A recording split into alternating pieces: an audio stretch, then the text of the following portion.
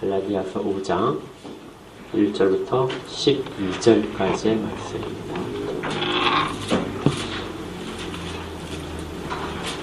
다 찾으셨으면 이제 한 절씩 교토로 읽으며 하나님의 말씀을 받겠습니다. 제가 먼저 1절을 읽겠습니다. 그리스도께서 우리를 자유롭게 하려고 자유를 주셨으니 그러므로 굳건하게 서서 다시는 종의 멍에를 매지 말라. 그러나 바울은 너희에게 말하노니 너희가 만일 할례를 받으면 그리스도께서 너희에게 아무 유익이 없으리라. 내가 할례를 받는 각 사람에게 다시 증언하노니 그는 율법 전체를 행할 의무를 가진 자라. 율법 안에서 보다 무너지려 하는 너희는 그리스도에게서 끊어지고 은혜에서 떨어진 자로다.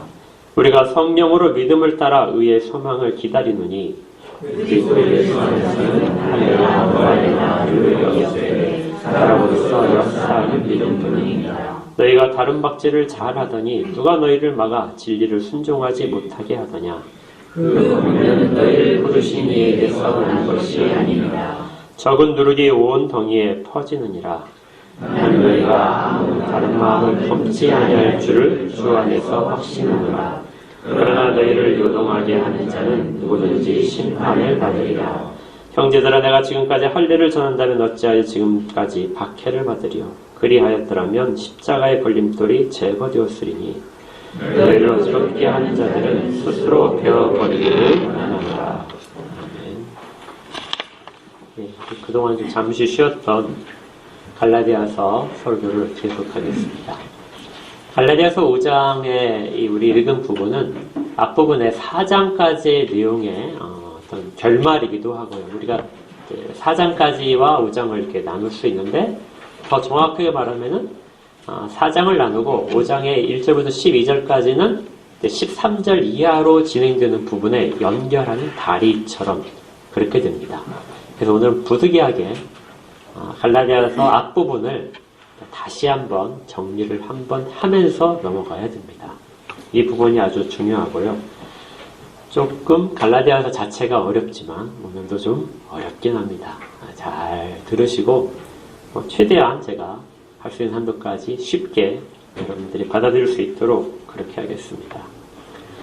갈라디아서의 시작은 갈라디아 교회에 다른 복음이 들어와서 생긴 문제 때문이었습니다. 그리고 다른 복음이라는 것이 아주 중요하게 사도 바울이 거기에 대해서 민감하게 반응을 하고 있고요. 이 다른 복음이 들어옴으로써 사도 바울이 오늘 5장에서 말하는 것처럼 주를 향해서 주가 원하시는 방향으로 다람쥐를 잘 하던 사람들이 갑자기 장애물에 걸려서 넘어지는 일들이 발생을 한 것입니다.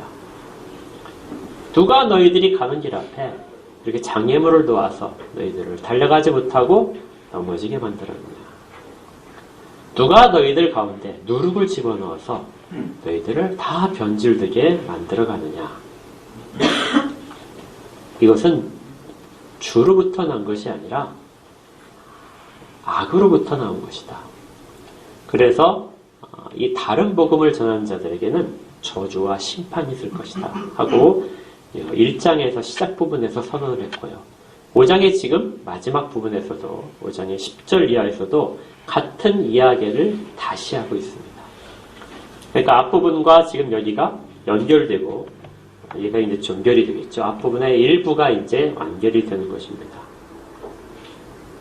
이 다른 복음은 사실은 우리 교회 가운데 자주 들어온 그런 복음입니다. 지금도 상당히 많이 들어와 있고 아직까지도 교회로부터 완전히 벗어나게 떨쳐버리지 못한 수많은 경고에도 2000년이 넘은 동안에 계속해서 했음에도 불구하고 여전히 남아있는 그런 성향들을 오늘 이 갈라디아서를 통해서 우리가 볼 것입니다. 이 다른 복음을 대표하는 것이 지금 할례라는 단어로 종합되어서 나옵니다. 할례가 무엇인지는 다 아시죠? 할례는 남자의 생식기 끝에 있는 피부를 잘라내서 버리는 것입니다. 우리가 이제 포경이라고 이야기하는 그런 부분인데요. 지금 여러분들 중에서도 남성들 중에서 포경을 하신 분도 있고 거기에 대해서 안 하신 분도 있습니다. 그런데 우리가 이것을 어떤 의도를 가지고 어떤 그 유대인들이 했던 것처럼 어떤 더 의로워지거나 더 거룩한 백성의 표식으로서 하기 위해서 할례를 행하는 사람은 지금은 없습니다. 그래서 이 갈라디아서를 하면서 이 할례에 대한 문제를 사도께서 다루는 것들을 살펴보면 얼핏 들으면 이제 그런 생각이 들 수 있어요. 이것이 우리와 무슨 관계냐? 지금 아무도 그런 식으로 할례를 받지 않는데, 그렇다면 우리는 갈라디아서를 그냥 2000년 전에 한 지역에서 있었던 한 순간의 문제로 치부를 하고 별로 살펴보려 하지 않는 그런 경향을 나타낼 수 있습니다. 그러나 이 할례 속에 숨어있는 사도 바울이 할례를 통해서 경고하고 싶은 내용이 무엇이냐면 우리 4절에 나와 있는데요. 4절은 아주 중요한 내용입니다. 우리 같이 한번 다시 4절 읽어볼까요? 시작. 율법 안에서 의롭다함을 얻으려 하는 너희는 그리스도에게서 끊어지고 은혜에서 떨어진 자로다. 네. 오늘 할 가장 중요한 요절입니다. 율법 안에서 의롭게 된다는 것으로서 행위의 대표적인 것이 할례였다는 것이죠. 그렇다면 당시의 그리스도인들은 왜 할례를 받으려 했을까요? 그리고 사도는 왜 그 할례를 받으려고 하는 것을 다른 복음이라고 말을 해야 됐을까요? 왜 할례를 받으면 그리스도에게서 끊어진다고까지 이야기를 했을까요? 이 내용을 담는 것이 다른 복음에 대한 앞에 있는 경고 가운데 있었습니다. 다른 복음은 결론적으로 말씀을 드리면 성경에서 말하지 않은 구원의 길, 성경에서 말하지 않은 구원의 길을 말하는 것이 다른 복음입니다. 성경에서 말하는 구원의 길은 우리 주 예수 그리스도 안에서 이루어진 일들이죠. 하나님께서 창세 전부터 영원 전에 하나님이 스스로 구원하시기로 작정하신 사람들, 그 사람들을 구원이란 말은 의롭다는 말로 바꿀 수 있어요. 그들을 의롭게 하시기 위해서 그리스도를 이 땅 가운데 보내시고 그리스도가 온전히 순종케 만드심으로써 그리스도가 하나님으로부터 의롭다 인정을 받으시고 그 의로움을 사람들 가운데 전해주시는 것입니다. 그럼으로써 사람들은 의롭게 되는 것이죠. 자, 다시 한번 정리하면요. 구원의 문제는 의롭다 하는 문제와 같은데요. 구원을 하기 위해서 하나님을 의롭다 하시기 위해서 사용하신 방법이 창세 전에 하나님께서 구원받을 사람들을 선택을 하시고 오늘 2부 때 이제 오후에 선택에 대한 내용을 다룰 것입니다. 선택하시기로 작정하시고 그 사람들을 위하여 그리스도를 이 땅 가운데 보내신 것입니다. 그리고 이 땅에서 그리스도가 전 생애를 거쳐서 온전하게 순종을 하시고 그 순종을 가지고 하나님이 의롭다 인정을 하시고 그 의로움을 사람들에게, 택하신 사람들에게 주시는 것이죠. 그리고 그 의로움으로 사람들은 구원을 받는 것입니다. 여기서 이제 꼭 확인하고 넘어갈 점이 절대 혼동하지 않아야 될 것은 우리가 의롭게 된다. 우리가 그리스도의 의를 입는다. 혹은 뭐 정가받는다. 이런 단어들을 사용을 할 때 우리가 그리스도의 의를 입었다.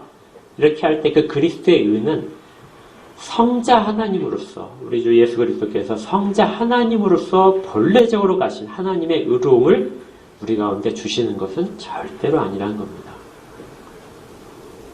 가끔 의로움이라는 말을 들으실 때 착각을 혼동하시는 분들이 있어요. 하나님의 의로움이 우리 가운데 입혀지는 것은 아닙니다. 그렇게 하는 사람들은 우리가 우리 스스로를 신성화시키려는 사람들이 돼요. 그렇지 않고 그리스도께서 육신을 입고 오셔서 모든 인류를 대표해서 아담이 첫 인류였듯이 모든 인류를 대표해서 마지막 아담으로서 하나님께 온전히 순종해서 입증된 받으신 그 의로 그걸 우리에게 주신다는 것이죠. 우리는 그 의로움으로 하나님 앞에 선 것입니다. 이것을 다른 말로 바꾸면 그리스도의 의라고 하고 또 이것을 그리스도 안에 있다고도 말을 하는 것이죠. 그리고 그리스도와 연합해 있다고도 말을 합니다. 그러니까 우리가 의롭게 되었다고 해서 절대로 그리스도와 같아지는 것은 아니에요. 완전한 차이가 있습니다. 우리는 이 땅 가운데서 그리스도가 하신 일에 대해서 우리가 인정을 받고 적용을 받아서 우리가 아무것도 하지 않아도 의롭다 하고 칭함을 받는 것이죠. 구원은 그래서 온전히 하나님께서 하신 일입니다. 삼위일체 하나님이 온전히 하시고 우리에게 적용시키셔서 우리랑 그것을 믿게 하신 것입니다. 그 일이 내게 지금 다가왔고 내게 지금 유효하다, 효력이 있다고 믿는 것이, 그것이 바로 우리 믿음의 실체입니다. 우리가 믿음으로 구원을 받는다. 이 이야기는 그 내용을 우리가 인정을 하고 수용을 하고 그대로 삶에서 적용하면서 사는 것까지를 말하죠. 이것이 바른 복음입니다. 그렇다면 바른 복음은 무엇인가? 그리스도께서 온전히 하셨다는 그 부분이 약간 마음에 들지 않아요. 왜냐하면 사람들은 아주 본능적으로 자기가 무엇인가를 해서 자기 지분을 가지고 있는 것을 뭔가를 하고 싶어 합니다. 참여하고 싶은 거죠. 구원에 온전히 아무런 우리의 행위조차도 우리의 어떤 노력조차도 개입되지 않고 오로지 하나님께서 하셨다는, 그걸 받아들이기만 하면 된다는 그 부분에 있어서 마음에 들지 않습니다. 내가 좀 하고 싶은 거예요. 그리스도께서 100만큼을 하셨다면 그 중에 하나 정도만 내가 하고 싶은 거, 그 정도로 내가 하고 싶다. 그래서 99는 그리스도가 하신 일로, 하나는 내가 한 일로 채우고 싶은 거. 이런 자신이 무엇인가를 통해서 우리를 의롭다고 하시는 부분에서 근거를 내 안에서 마련하고 싶은 것이 다른 복음입니다. 역사상으로 가장 오래전부터, 인간의 타락한 순간부터 우리 가운데는 이 마음이 늘 있었습니다. 어떻게 하면 내가 의롭게 될 수 있는가를 깊이 강구를 하면서 스스로 의로움의 길을 이루는 길을 찾아가는 것. 이건 하나님을 떠나는 방법입니다. 어떤 사람들은 이렇게 했어요. 아주 극단적으로 하는 사람들은 전적으로 내가 내 힘으로 내 행위를 통해서 의로움을 받을 수 있다. 이렇게 하는 사람들이 사람은 전혀 타락하지 않았다고 믿는 사람들이라고 그랬죠. 그런 사람들은 온전히 내 행위를 통해서 내가 내 의로움을 쟁취해낼 수 있다. 하나님은 단순히 판단자이시고 그 모든 판단의 근거는 나에게 있다. 어떤 사람들은 사도나 교회가 이런 일들을 인정해주면 의로움이 된다. 그러면 사도나 교회는 무엇을 보고 인정을 해주느냐? 그 사람이 하는 행위들을 보고 인정해준다. 그래서 열심히 자기의 신앙생활을 하도록 만드는 경향이 있습니다. 어떤 사람들은 그리스도께서 내게 약간의 도움만 주시면, 그러면 내가 스스로 많은 일들을 해낼 수 있다. 이런 생각들은 다 다른 복음입니다. 잘못된 복음이죠. 내 힘으로 하나님이 조금만 도와주시면 나는 충분히 의인이 될 수 있고, 그게 아니더라도 약간이라도 내가 의로운 일을 해서 하나님이 그 의로움을 보시고 나를 구원하실 것이다. 이렇게 하는 생각들이 계속해서 역사 가운데 있어 온 것입니다. 이게 좋은 점이 있어요. 다른 복음에 아주 정말 좋은 점이 뭐냐면은 사람들로 하여금 열심을 내게 하죠. 사람들로 하여금 책임감을 느끼게 합니다. 여러분 생각해 보세요. 주일 예배에 1년에 평균에서 한 번도 안 빠지고, 아니면 무슨 일이 있어서 한 번 정도 빠지는 것까지는 허용이 되는데 50회 이상 참여를 해야, 같이 예배를 참석을 해야 구원받는다. 이런 기준이 설정되어 있다면 사람들이 주일에 얼마나 예배당에 와서 철저하게 할까요? 일주일에 10시간 이상 개인 기도를 해야 된다. 그 정도의 커트라인이 설정되어 있다면 사람들이 안 하겠습니까?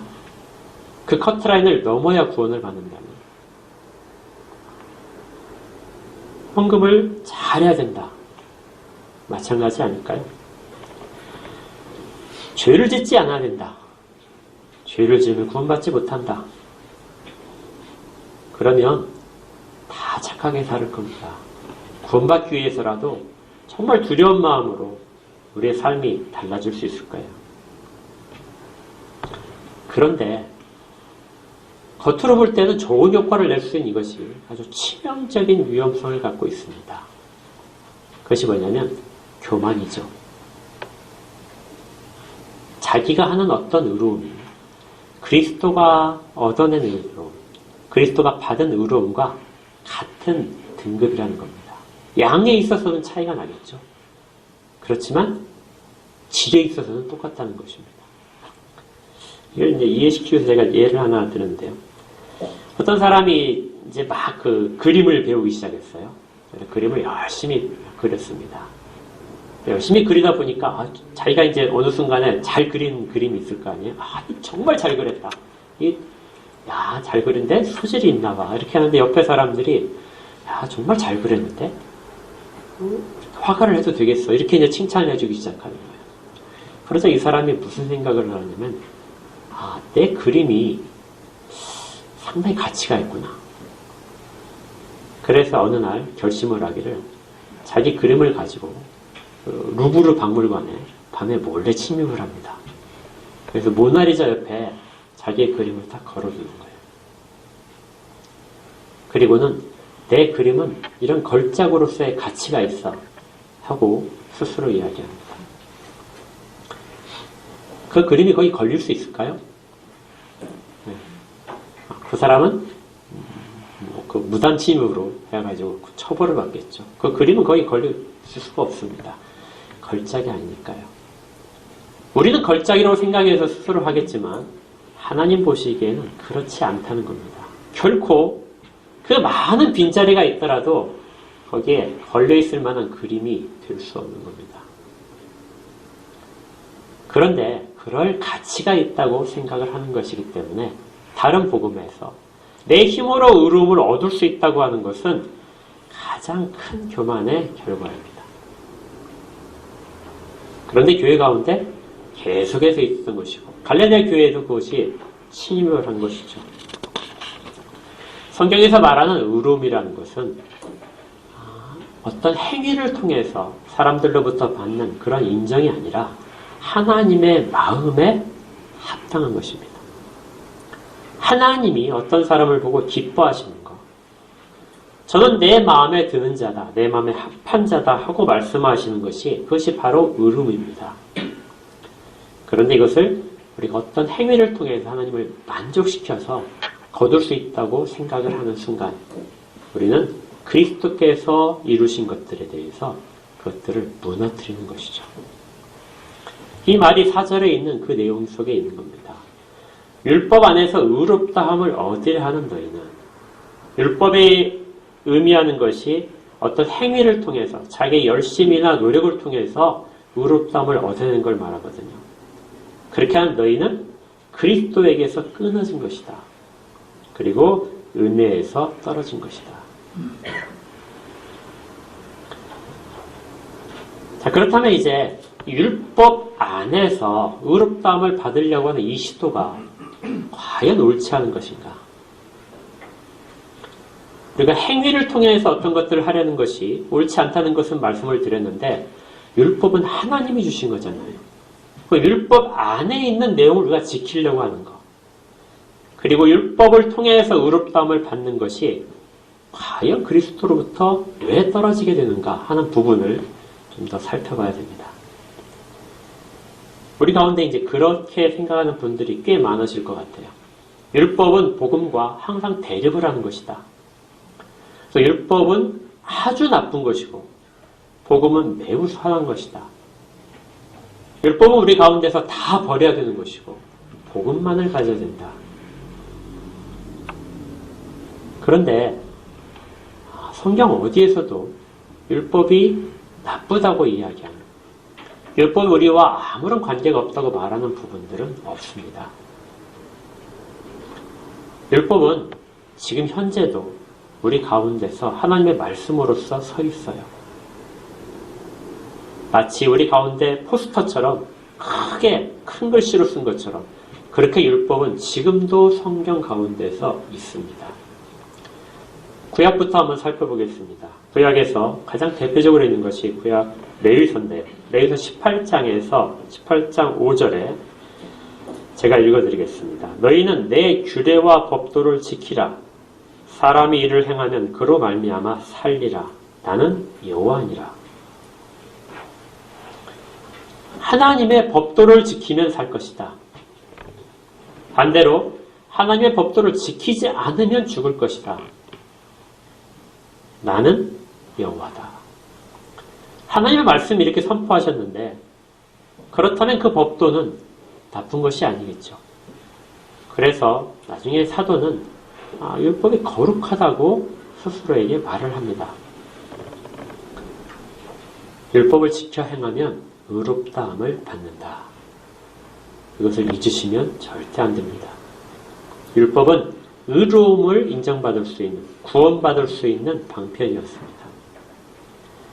에스겔 33장에서도 여기에 대해서 이렇게 이야기합니다. 나중에 이제 회복될 하나님 나라에 대한 내용에 속하는데요. 에스겔 33장 12절부터 제가 몇 구절을 읽어드리겠습니다. 인자야, 너는 너의 민족에게 이르기를 의인이 범죄하는 날에는 그 공의가 구원하지 못할 것이요 악인이 돌이켜 그 악에서 떠난 날에는 그 악이 그를 엎드러뜨리지 못할 것인지 의인이 범죄하는 날에는 그 의로 말미암아 살지 못하리라. 의인이 될 수 있는데, 하나님의 법도를 잘 지키면 의인이 될 수 있는데, 의인이 죄를 지으면 앞에서 거뒀던 그 의로움으로 말미암아 살아나지 못하고 죽을 것이라는 겁니다. 13절에 가령 내가 의인에게 말하기를 너는 살리라 하였다 하자. 하나님께서 이렇게 말씀을 하셨다는 것이죠.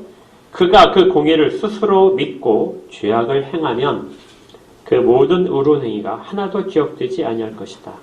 그가 그 지은 죄악으로 말미암아 곧 그 안에서 죽으리라.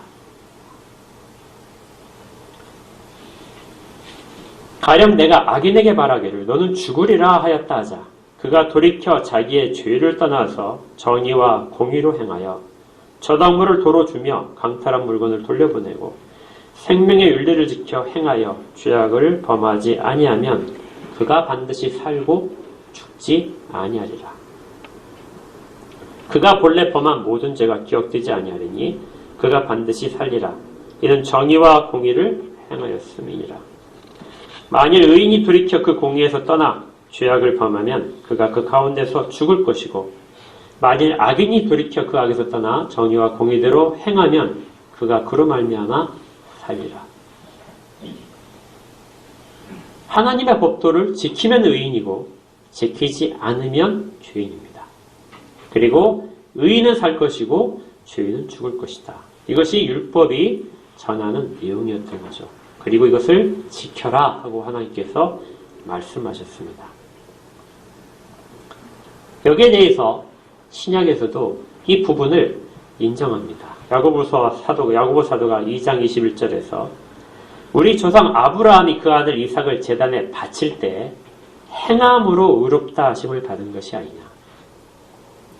하나님 말씀에 순종해서 행함으로써 의로움을 받은 것이 아니냐 하고 이야기합니다.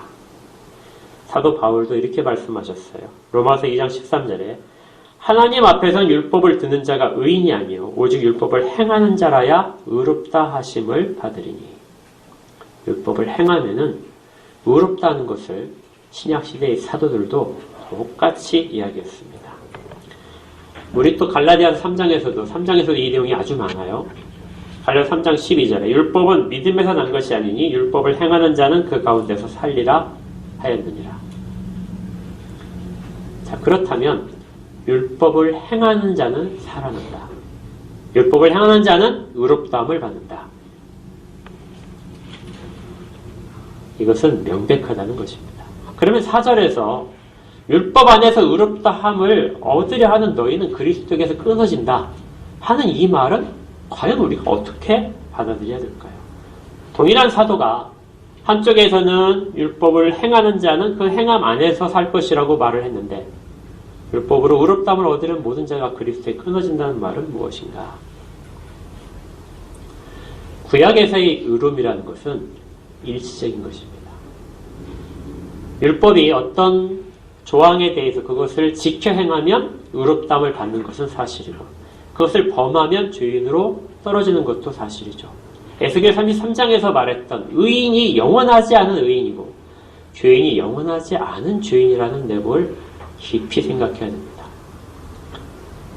구약시대에는 모든 것들은 다 일시적인 것이에요. 계속해서 바뀝니다.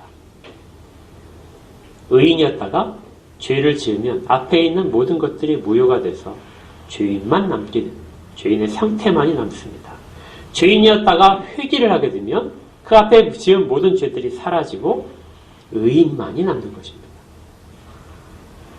이렇게 한 개인이 의인과 죄인의 상태를 계속해서 반복을 하는 거죠.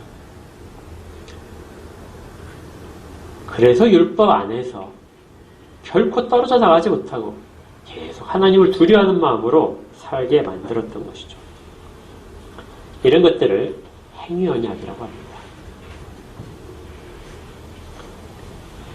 그렇다면 우리가 이제 그 언약 가운데 있다고 생각을 해보십시오. 그 언약의 징표로서 할례를 받고 안식일을 지키고 모든 것들을 계속해서 지켜나가는데 그런데 하나만 범한다면 모든 것들을 범한 것 앞에 있는 모든 것들이 무효가 되기 때문에 하나를 범하는 것이 얼마나 크게 작동할 것인가. 그리고 그것을 지키기 위해서 그 하나를 범하지 않기 위해서 얼마나 노력을 하겠습니까? 그는 율법의 모든 의무 조항들을 하나도 남김없이 실천을 해야 됩니다. 그런데 이렇게 할 수 있는 사람은 아무도 없었죠. 어느 누구도 그렇게 하지 못합니다. 지금 사도께서 그렇게 이야기하는데도 모든 사도들도 그렇게 할 수 있는 사람들은 아무도 없습니다. 구약에서 제일 주님 앞에 신실했다고 생각되는 사람이 다윗인데요. 다윗도 그렇게 살지는 못했습니다. 사도가 이 갈라디아 교회에 처음에 와서 설교를 할 때 그때 구약에 대한 모든 내용들을 정리를 해준 적이 있었어요. 사도행전 13장에서 우리가 그걸 볼 수 있는데 그때 다윗을 예로 들면서 이렇게 얘기했습니다. 다윗을 그들의 왕으로 세우시고 증언하여 이르시되 내가 이새의 아들 다윗을 만나니 내 마음에 맞는 사람이다. 그가 내 뜻을 다 이루리라. 하나님께서 다윗에 대해서는 그가 내 마음에 맞다. 그가 의로운 자라고 선언을 하셨습니다. 그런데 다윗이 우리가 잘 알듯이 죄를 저지르고 그 죄 속에서 다윗이 탄식할 때 시편 51편에서 이렇게 이야기했죠. 물은 나는 내 죄가를 아오니 내 죄가 항상 내 앞에 있나이다. 또 5절에서는 내가 죄악 중에서 출생하였으며 처음부터 나는 죄악으로 가득 찬 자이고 죄를 한 번도 떠날 수 있는 자가 아니다. 다윗이 그렇게 이야기했다는 것이죠. 어머니가 죄 중에서 나를 잉태하였습니다. 다윗이 그의 일생에 대해서 하나님으로부터 의롭다고 인정을 받았지만 그것은 영원한 의로움이 될 수는 없었던 것이죠. 다윗은 그것이 매 순간마다 괴로웠습니다.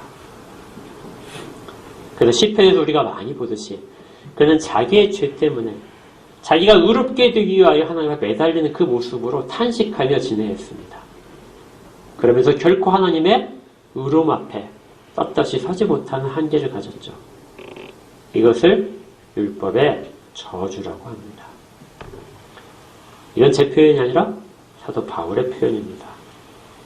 갈라디아 3장 10절에서 무릇 율법 행위에 속한 자들은 저주 아래에 있다. 기록된 바 누구든지 율법책에 기록된 대로 모든 일을 항상 행하지 아니하는 자는 저주 아래에 있는 자라 하였습니다. 그래서 3장 11절에는 또 하나님 앞에서는 아무도 율법으로 말미암아 의롭게 되지 못할 것이 분명하다.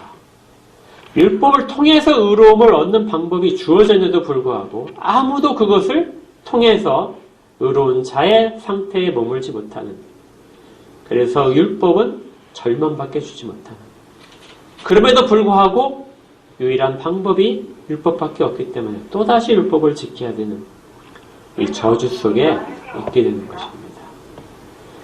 제가 이걸 이제 여러분들에게 조금 더 쉽게 설명하기 위해서 여러분들 잘 아시는 시지프스의 신화 아시죠?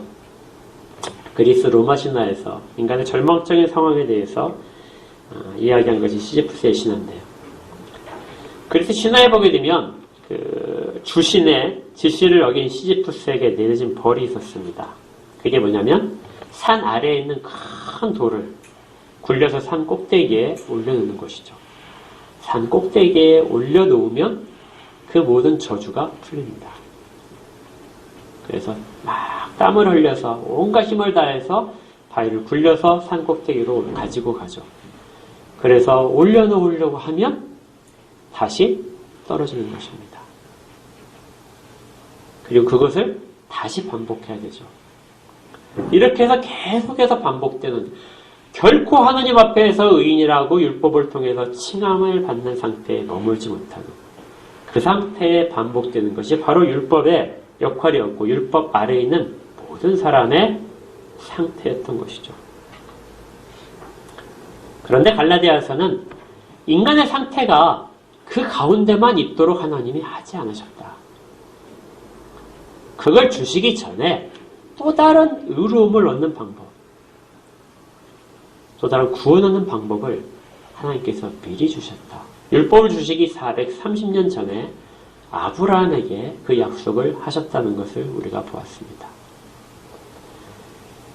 갈라디아 3장 6절부터 율법과 아브라함을 통한 믿음을 통해서 의롭게 되는 것이 계속해서 대조된 것이 3장이었는데요. 아브라함이 하나님을 믿음에 그것을 그에게 의로 정하셨다 함과 같으니라. 율법의 행위를 통해서가 아니라 하나님이 하신 일들, 하나님이 하실 일들에 대한 믿음을 가진 것을 의롭다, 이렇게 이야기한 것이죠. 갈라디아 3장 10절에 무릇 율법 행위에 속한 자들은 저주 아래에 있지만 그러나 하나님은 그 저주 아래에 있는 자들에게 미리 하나님의 방법, 다른 방법으로 의롭다함을 얻은 방법을 주셨다. 그것이 바로 그리스도 예수인 것입니다. 3장에서는 계속해서 이렇게 돼 있어요. 13절에 그리스도께서 우리를 위하여 저주를 받은 바 되사. 그 모든 저주를 누가 받으셨다고요? 그리스도 예수를 이 땅 가운데 보내셔서 그리스도께서 받으신 것입니다. 율법의 저주에서 우리를 속량하셨으니 기록된 바 나무에 달린 자마다 저주 아래 있는 자라 하였습니다. 이는 그리스도 예수 안에서 아브라함의 복이 이방인에게 미치게 하고 또 우리로 하여금 믿음으로 말미암아 성령의 약속을 받게 하려 함이라. 아무도 그 율법이 요구하는 수준에 올라가지 못하고 만족시킬 수 없을 때, 그래서 끝없이 절망 가운데서 저주 아래 놓여 있을 때, 그때 하나님께서 미리 한 방법을 작정하시고 때가 되어서 예수 그리스도 땅에 보내시고 모든 그 저주들을 담당케 하셨다는 겁니다. 아까 시지프스의 신화 예를 들게 되면 아무도 그 바위를 올려놓을 수 없는데, 그런데 예수 그리스도께서 인간의 몸으로 그 바위를 올려놓으신 것이죠. 그 바위를 가장 꼭대기에 하나님이 원하시는 곳까지 올려놓으시고 그렇게 하시면서 모든 사람의 저주를 풀으신 것입니다. 한 사람이 그렇게 한 것을 모든 사람이 달성했다고 보는 것이죠. 우리는 결코 그렇게 한 적이 없는데 그리스도 안에 있기 때문에 그리스도가 하신 것을 네가 했다 하고 인정을 해주시는 겁니다. 우리는 결코 우리의 죄를 씻은 적이 없는데 그리스도께서 우리의 죄를 다 담당하셔서 십자가에 달려 죽으셔서 우리를 다 죄를 씻으셨기 때문에 너는 죄가 없다고 인정해 주는 것처럼 율법에 있는 모든 조항들을 결코 우리가 달성해서 의롭다함을 얻을 수 없는데 그것마저도 하나님께서는 전부 다 아들을 통해서 달성하시고 그것이 너희 것이다 하고 네가 그래서 의롭다고 말씀을 하시는 것입니다. 그래서 율법은 더 이상 저주로서 우리 가운데 있지 않게 되는 것이죠. 율법을 보면서 큰 글씨로 써있는 율법을 행하는 자가 의롭다는 말을 보면서 우리가 그것 안에 갇혀서 답답함과 절망과 탄식을 할 필요가 전혀 없게 되는 것입니다. 율법은 이제 우리 가운데서 반드시 그걸 통해서 구원받는 것이 아니라 구원받는 자가 하나님의 뜻이 드러난 그 율법을 보면서 그것들을 실행하고자 하는 그런 욕심이 생기는 것이죠. 이것들을 다 담아서 있는 내용이 1절에 있는 그리스도께서 우리를 자유롭게 하려고 이러한 모든 것로부터 우리를 벗어나게 하시려고 우리에게 자유를 주셨다. 그럼에도 불구하고 사람들은 이것을 받지 않는다는 겁니다. 마치 자기 힘으로 그리스도께서 그 산 꼭대기까지 돌멩이를 올려놓은 일을 그리스도께서 99%를 하셨는데 내가 조금 힘을 더 보태서 그리스도께서 힘드실 것 같으니까 조금 더 보태서 올려놔서 제가 한몫했죠. 하고 참여하고 싶은 것. 이것을 계속해서 한다는 것이죠. 즉 갈라디아 교회에 들어온 그 할례 문제가 바로 그것입니다. 할례를 받고 율법을 내가 행하고 싶습니다. 하나님이 나를 의롭게 하시는데 나도 의로운 가운데 참여해서 한 몫을 하고 싶습니다. 그러면 내가 조금 더 의롭게 되겠죠. 이것이 할례가 가졌던 문제입니다. 모든 할례의 행위가 잘못된 것이 아니라 할례를 행하면서 더 의롭게 되고자 하는 마음을 가질 때 잘못된 것이죠. 앞에서 말씀드렸죠. 예배에 열심히 참석하는 거 좋습니다. 참석하지 않는 것보다 훨씬 좋은 거죠. 우리가 당연히 그렇게 해야 됩니다. 그런데 그 참석함으로 인해서 내가 더 의롭게 된다. 다른 사람보다 내가 조금 더 의롭게 된다고 생각을 한다면 우리는 이 4절에 있는 것처럼 어떤 행위를 통해서 의롭게 받으려는 사람 가운데 들어가는 것입니다. 내가 열심히 기도를 하고 열심히 선교를 하고 전도를 하고 열심히 봉사를 하는데 그걸 통해서 내가 의로움이 조금이라도 내게 들어올 수 있다면 그걸 의도적으로 목적으로 하고 있다면 그리고 시간이 지나자 처음에 의도는 그것이 아니었는데 우리 가운데 조금이라도 들어온 부분이 있어서 그걸 내 의로움이라고 생각하는 것이 있다면 그렇다면 우리는 모든 것을 잃는 것이 되는 것입니다. 2절에서 이 내용을 이렇게 다시 말씀해요. 보라 나 바울은 너희에게 말하노니 너희가 만일 할례를 받으면 그리스도께서 너희에게 아무 유익이 없으리라. 그리스도께서 우리에게 유익을 끼치신 것이 아주 많습니다. 우리를 구속하셨죠. 죄로부터 우리를 다 벗어나게 하고 우리의 죄를 씻으셨죠. 또 아브라함에게 약속하신 모든 복들 우리에게 주셨습니다. 그리스도 안에서만 주어지는 것이에요. 또 하나님의 아들이라고 불리는 것들도 있습니다. 그리고 성령님 우리 가운데 거하시죠. 그리스도와의 연합도 유익입니다. 이 모든 것들을 다 우리에게 주셨는데 그 모든 것들을 놓아버리는 한순간의 행위, 그것이 바로 우리가 어떤 것을 해서 의롭다함을 자랑하게 하는 것. 이것이 되는 것이죠. 그렇다면 이제 이런 질문 하나가 자연스럽게 등장해야 됩니다. 그렇다면 그건 결국 우리가 행위를 통해서 구원을 결정하는 것이 아니냐. 만약에 내가 율법 안에서 거하는 것이 그것이 원인이 돼서 나의 구원을 잃어버리게 된다면 결국 내 행위가 하나님의 구원을 결정하는 것이 아니냐. 이런 질문이 당연히 나와야 됩니다. 내가 구원을 잃어버릴 수 있단 말인가? 내 스스로 구원을 버릴 수 있단 말인가? 할례를 받으면 내 구원을 버릴 수 있는가? 성경은 그렇게 말씀하지 않습니다. 거기 4절 말씀이 다시 우리가 볼 것인데요.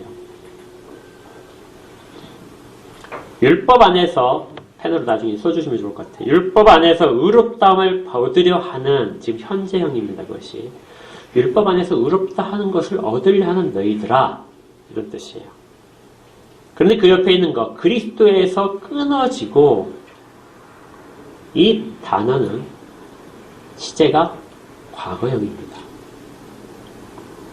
앞으로 너희들이 끊어질 것이다, 이 말이 아니라 너희가 끊어졌다 하는 뜻이에요. 영어 성경 같으면 이제 완료형으로 많이 표현되어 있습니다. 그리고 옆에 있는 거, 은혜에서 떨어졌다, 이 말도 과거형입니다. 아까 우리를 자유케 하셨다고 그랬죠. 자유케 하신 것도 과거형이고요. 그런데 넌 현재 자유자야. 그런데 현재 네가 할례를 다시 받고 할례를 받고 나서 의롭다함으로 가려고 하는 너희가 현재라면 너희는 이미 과거에서부터 끊어져 있었던 자야. 지금 본문은 그렇게 이야기를 하는 겁니다. 하나님과 관계가 없었던 자들이 그 일을 시도한다는 것이죠. 그리고 그걸 통해서 자기의 의로움을 자랑하게 되는 겁니다. 처음부터 은혜 밖에 있었던 자다. 사도가 지금 그것을 이야기하는 겁니다. 하나님의 선택을 받은 자들은 반드시 하나님께 모든 영광을 돌리게 되어 있습니다. 중간에 자기의 의로움이 조금이라도 드러난다면 그 즉시 말씀을 통해서 권면을 받고 회개의 자리에 서게 되겠죠. 그리고 그것을 철저하게 회개하고 버려야 됩니다. 그리고 오로지 하나님이 그리스도 안에서 하신 일들만이 내게 유효합니다. 나중에 내가 주 앞에 섰을 때 아무것도 자랑할 것이 없어서 주 앞에서 부끄러운 마음으로 서서 내가 주께서 이렇게 하셨는데 그대로 살지 못했음을 통곡하면서 심판대 앞에 다 설 것입니다. 그리고 주께서 우리의 눈물을 닦아주시면서 아니야, 너는 처음부터 내 마음에 맞았던 자야. 내 마음에 합당한 자야. 그렇게 말씀하시는 것이죠. 하나도 주 앞에 자랑할 것이 없습니다. 사도는 너희들이 다른 마음을 품지 않을 것을 내가 안다. 너희들은 이미 하나님께서 선택하신 자들이다. 그러니 10절에 있는 것처럼 나는 너희가 아무 다른 마음을 품지 아니할 것을 주 안에서 확신하고 있다. 그러나 너희들을 요동케 하는 자들은 결코 돌이키지 않고 그들은 심판을 받을 것이다. 내가 만약에 그 내용을 지금까지 이야기했더라면 누가 나를 박해를 했겠느냐. 너희들이 조금이라도 선한 일을, 착한 일을 하고 유대인들이 했던 것처럼 그렇게 동일하게 하고 있다면 누가 유대인들이 나를 박해할 것이고 이방인들이 왜 내게 돌을 던졌겠느냐. 그러나 우리가 전하는 복음은 오로지 그리스도께서 하신 것을 대한 것이다. 그걸 한 번도 사도들은 흐리게 희석시켜서 전한 적이 한 번도 없습니다. 갈라디아 교회에서는 이 부분이 아주 극명하게 잘 드러나는 것이죠. 사도는 이렇게 조롱을 합니다. 12절이에요. 너희를 어지럽게 하는 자들은 스스로 베어버리기를 원하노라. 이 말이 무슨 말이냐면요. 할례를 통해서 의롭게 되는 일들을 하려고 시도하고 그걸 의롭게 된다고 생각하는 자들아, 그렇다면 겉에 껍질만 잘라버리지 말고 아예 통째로 생식기를 잘라버려라. 그러면 더 거룩해지지 않겠냐. 지금 그렇게 이야기하는 겁니다. 얼마나 어리석은 행동을 하는 것인지 과장을 하면서도 그렇게 경고를 하는 것이죠. 우리에게 있는 할례는 여러 가지가 있을 수 있습니다. 갈라디아 교회는 할례라는 문제로 대표되어 있지만 그 할례라는 단어 속에 현대의 모든 우리들의 신앙 가운데에서도 이런 부분들은 여전히 남아있어요. 우리가 가진 지식들도 그럴 수 있고요. 우리가 가진 봉사도 그럴 수 있습니다. 자칫하면 가장 선하다고 생각하는 것이, 가장 옳다고 생각하는 것이 우리 가운데 율법 안에서 의롭게 되려고 하는 부분으로 너무나 쉽게 변질될 수 있습니다. 우리의 부패성은 우리를 한 번도 떠나지 않고 우리 가운데 늘 유혹의 목소리를 던지는 것이죠. 이제 자유의 마지막 가장 핵심적인 내용이 있습니다. 주님께서는 이것마저도, 이런 유혹마저도 내가 다 이루었다는 거예요. 내가 다 떨쳐버렸다. 모든 인류가 다 실패했던 이것을 내가 그 유혹을 다 떨쳐버렸다. 주님께서 광야 가운데 시험 받으신 것, 이것도 인간이 자기의 의로움으로 무엇인가를 할 수 있다고 하는 부분에 대한 모든 것들을 떨쳐버리신 것입니다. 십자가를 지시기까지 온 생애 가운데서 순종하신 것. 어느 한 부분에도 우리 주 예수 그리스도의 생애 가운데 어느 한 부분도 내 힘으로 될 수 있다는 부분을 남겨놓으시지 않으신 것이죠. 다 율법에 대한 모든 조항을 순종하시고 다 이루셨습니다. 그래서 그 모든 부분까지 떨쳐버리셨기 때문에 그 진정한 자유를 아는 자들은 어떠한 것도 주 앞에서 내 공로로 삼지 못하게 되는 것이죠. 몇몇의 신학자들이 여기에 대해서 아주 뜻깊은 이야기를 했습니다. 그걸 전해드리면서 설교를 마무리하고자 합니다. 레이몬드라는 신학자가 이렇게 했어요. 이 신앙은 믿음과 같은 단어인데요. 신앙의 구원하는 능력은 신앙 그 자체에 있는 것이 아니다. 그러니까 우리가 믿으면은 그것조차도 우리는 공로로 삼으려고 한단 말이죠. 신앙 자체가 우리를 구원하는 것이 아니다. 우리가 믿는 전능하신 구주에게만 있다. 워필드는 이렇게 얘기했습니다. 구원하는 것은 그저 신앙이 아니라 예수 그리스도께 대한 신앙이다. 그러나 엄격히 말하면 그리스도께 대한 신앙이 구원하는 것이 아니고 그리스도께서 신앙을 통해서 구원하신 것이다. 이 내용들을 받아들이는 걸 통해서 그리스도께서 우리를 구원하신다는 것입니다. 우리는 자유함을 입은 자들입니다. 이미 과거에 우리를 자유케 하셨다고 선언을 하셨습니다. 지금 우리의 현재는 자유자로서 자유된 신분을 망각하지 않는 것이죠. 자유자만이 진실로 우리를 해방시킨 우리 주 예수 그리스도께 우리의 공로를 하나도 자랑하지 않고 그분의 공로만을 의지하며 서게 될 것입니다. 우리가 다 그 일을 지금 하고 있다고 저도 사도 바울처럼 그렇게 확신을 합니다. 그리고 계속해서 그 길을 가야 된다는 것도 우리가 마음 깊이 새기면서 해야 될 것입니다. 주의 은혜가 우리 가운데 끝까지 영원까지 이렇게 함께 하실 것입니다. 오로지 주님만이 하셨습니다. 예수 그리스도 이름으로 축복합니다. 함께 기도하겠습니다. 하나님,